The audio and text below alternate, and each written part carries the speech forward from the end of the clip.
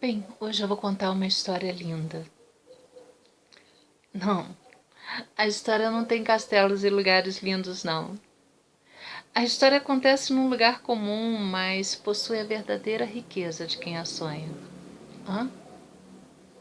Não. A história não é a de uma princesa que sonha com um príncipe encantado. Não. É a história de uma mulher que tem uma bagagem histórica, que trabalha e cuida de seus filhos sozinha, dentro de suas limitações, mas que nunca deixou de sonhar. Sim, é a história de uma mulher real. É Carolina Maria de Jesus, que é uma das escritoras mais importantes do Brasil. Conhecer um pouco sobre a vida e a obra dessa mulher é um caminho para a valorização de trajetórias e vivências negras no país. Existem muitas Carolinas por este mundo. A voz de Carolina é a voz da mulher que quer ouvir e quer dizer para o mundo que existe e que merece todo respeito e admiração. A família de Carolina era muito pobre e por isso ela estudou pouco. Sua mãe trabalhava de lavadeira para uma senhora da cidade que bancou os estudos da menina no colégio Allan Kardec. Ela estudou por apenas 2 anos, mas foi nesse período que ela aprendeu a paixão de sua vida, ler e escrever. Por ser inteligente e gostar de ler, ela era motivo de piada entre as outras crianças, embora jamais tenha se separado dos livros, seus companheiros da vida inteira. Quem não tem amigos, mas tem livros, tem uma estrada, escreveria ela mais tarde. Seguindo o suor e o esforço da família, Carolina viveu a adolescência entre fazendas e cidades da região, trabalhando como lavradora e empregada doméstica. Em 1933, estava de volta à sua cidadezinha natal. Certa tarde, enquanto lia, sentada à porta de sua casa, Carolina foi presa. Tinha sido denunciada por ler. Foi acusada de ler para fazer feitiçaria contra os brancos. A mãe, desesperada, ao sair em sua defesa, também foi presa. Passaram mais de 5 dias na prisão, quase sem comer, maltratadas e humilhadas. Carolina apanhou dos policiais e a mãe, ao proteger a filha, teve um braço quebrado. Carolina desejava partir, procurar seu destino e ser feliz. O seu único feitiço eram as palavras, como ela registraria depois. Todos têm um ideal. O meu é gostar de ler. Depois da morte da mãe, em 1937, Carolina seguiu para a cidade de São Paulo. Chegou com o coração cheio de esperanças e com o sonho de mudar de vida. Trabalhou como faxineira, auxiliar de enfermagem, vendedora e até artista de circo. A cidade grande, com suas multidões, ruas sem fim e arranha-céus, significava para Carolina um mar de possibilidades. Nessa época, conseguiu um emprego como doméstica na casa do famoso Euclides de Jesus Herbínio, o primeiro médico brasileiro a realizar um transplante do coração. O doutor disse a Carolina que ela poderia sair para se divertir durante as folgas, mas Carolina só queria uma coisa: aproveitar a imensa biblioteca da casa. Com a permissão do patrão, ela passava momentos de descanso entre grandes escritores da literatura mundial. Para quem considerava os livros a maior invenção da humanidade, aquilo era um paraíso. Em 1948, ocorreu uma grande mudança. Carolina engravidou.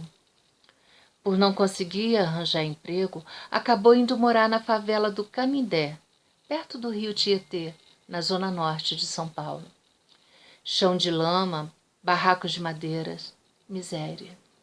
A favela, para Carolina, era o quarto de despejo da metrópole, onde ia parar tudo o que a cidade não queria mais usar. Apesar da realidade dolorosa, ela não deixava de sonhar. No fim do dia, encostada à porta de seu barraco, olhava para o céu estrelado e sonhava.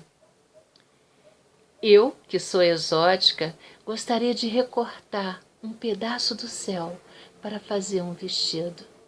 A partir dos anos 1930, a cidade de São Paulo passou a receber um grande número de migrantes de todo o país. As pessoas deixavam a zona rural e partiam para a cidade em busca de novas oportunidades. Parte dessa população desamparada, junto de outros pobres que já viviam na cidade, passou a construir suas moradias em terrenos inabitados, principalmente nas regiões periféricas. Em 1957, a cidade de São Paulo tinha cerca de 2 milhões de habitantes, 50 mil deles vivendo em favelas. Para sobreviver, Carolina se tornou catadora de papel. Andava o dia inteiro pelas ruas de São Paulo, juntando todo tipo de papel que encontrava. Se encontrasse algo que pudesse ser lido como pedaços de livros, revistas ou jornais, levava para casa para ler antes de dormir. No fim da jornada exausta, Carolina trocava os papéis por um pouco de dinheiro e o dinheiro por um pouco de comida. Seu primeiro filho, João José, Carolina deu à luz José Carlos e Vera Eunice, todos nascidos na favela do Canindé. Os meninos, um pouco mais velhos, ficavam no barraco à espera da mãe, que saía para catar papel, levando a pequenina Vera Eunice no colo. Os sacos de papel Carolina carregava na cabeça. Ela não deixava de se preocupar com os filhos descalços sobre a lama da favela, com certeza famintos, torcendo para que a mãe voltasse mais cedo para casa com um pedaço de pão ou um pouco de arroz. Se tinha almoço, não tinha jantar. Se tinha jantar, não tinha almoço, como revelavam as palavras da própria Carolina. Eu sou negra, a fome é amarela. Mesmo levando uma vida difícil, existia dentro de Carolina uma voz que queria ser ouvida, que desejava gritar para o mundo: vejam, eu existo, esta sou eu. E Carolina realmente tinha algo a dizer. Em 1955, começou a registrar o dia a dia da favela em papéis que encontrava no lixo. Escrevendo com sinceridade e sem enfeites, criou um jeito próprio de comunicar a sua verdade. Aquele universo de tristeza, desesperança, violência e preconceito ganhava uma nova expressão por meio de sua sensibilidade. Além do diário, Carolina escrevia poemas, contos e romances. Tinha o sonho de ver sua obra publicada, mas o fundamental é que, para ela, escrever era uma necessidade, assim como respirar, comer e matar a sede. Certo dia, um jornalista chamado Audálio Dantas foi até Canindé para escrever uma reportagem sobre a vida na favela. Caminhando por ali, notou uma mulher corajosa enfrentando um grupo de homens. O motivo? Eles faziam bagunça num parquinho para crianças. Se vocês não saírem, eu vou escrever tudo isso no meu livro, ameaçava ela. Curioso, Audálio se aproximou e quis saber de que livro ela estava falando. Então ele foi levado pela mulher até um barraco onde ela lhe mostrou uma pilha de cadernos. Ao ler umas poucas páginas, Audálio ficou de queixo caído. Havia vida, força e beleza naqueles escritos. Tinha encontrado sua reportagem e ela se chamava Carolina Maria de Jesus. No dia 9 de maio de 1958, o jornal Folha da Noite publicou uma matéria contando a história da catadora de papel, mãe solteira de 3 filhos, moradora da favela do Canindé, que escrevia em cadernos que encontrava no lixo. A reportagem apresentava trechos do diário de Carolina e anunciava que ele seria publicado em um livro com o título de Quarto de Despejo, Diário de uma Favelada. A repercussão da matéria foi enorme e Carolina se tornou o assunto mais comentado da cidade. Ela estava realizando um sonho antigo. Ver seus escritos publicados, a sua voz alcançando os 4 cantos do mundo. A festa de lançamento de Quarto de Despejo foi um sucesso. As pessoas faziam fila para conseguir um autógrafo da autora. Em 5 dias foram vendidos 10.000 exemplares. Saíam novas reportagens sobre Carolina nos jornais, nas rádios e na televisão.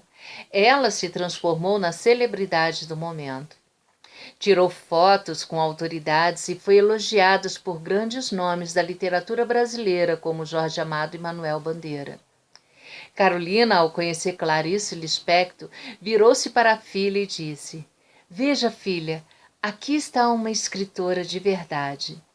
E Clarice retrucou: "Escritora de verdade é você, Carolina, que escreve a realidade como ninguém." Quarto de Despejo se tornou um fenômeno. Foi publicado em 46 países. A arte de Carolina conquistava o mundo. Os convites vindos de fora não paravam de chegar. No Uruguai, ela desfilou em carro aberto ao lado do presidente. Com sucesso, Carolina deixou a favela do Canidé e se mudou para o bairro de Santana. Mas nem tudo eram flores. Os moradores do bairro não gostavam da presença dela e das filas de pessoas pobres que procuravam sua ajuda. Carolina gostava de ajudar os necessitados e, além disso, não conseguia se adaptar ao ambiente de luxo e riqueza que passou a frequentar. Ela não queria ser vista como um simples produto de consumo, mas sim como artista e escritora. Depois de Quarto de Despejo, Carolina lançou em 1961 Casa de Alvenaria, em que conta como era sua vida depois de ter saído da favela e denuncia a hipocrisia dos ricos. O livro não foi bem recebido e vendeu menos do que o anterior. Carolina chegou a gravar um disco com canções de sua autoria. Pouco depois, em 1963, publicou o romance Pedaços da Fome e, com dinheiro do próprio bolso, lançou o livro Provérbios, que também não fizeram sucesso e complicaram sua situação financeira. Carolina tinha a língua afiada. Ela defendia a doação de terras para os pobres como solução para o fim das favelas, entre outras opiniões polêmicas. Assim, era tida como estranha pela elite.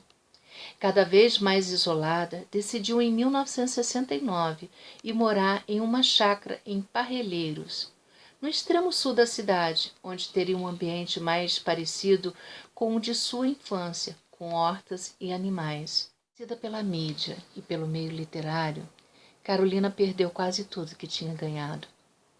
Levou uma vida simples em sua chácara até que, em 1977, foi surpreendida por um ataque fatal de asma. Depois de sua morte, foi publicado o livro Diário de Bidita, em que a autora conta as memórias da sua infância. À frente de seu tempo, ela se tornou um exemplo de resistência e perseverança. Assumiu o lugar de fala e fez a sua voz ganhar o mundo. Carolina virou tema de filmes, peças de teatro, músicas e livros e se transformou em referência para as novas gerações. Mesmo diante das dificuldades, sempre confiou no poder dos livros e da literatura e nunca deixou de acreditar que sua arte um dia se tornaria imortal. Bem, essa história eu tirei desse livro aqui. Carolina Maria de Jesus, da editora Mostarda. E quem escreveu foi o Orlando Nília. Quem escreve pode passar fome de comida, mas tem o pão da sabedoria e pode gritar com suas palavras. Carolina Maria de Jesus.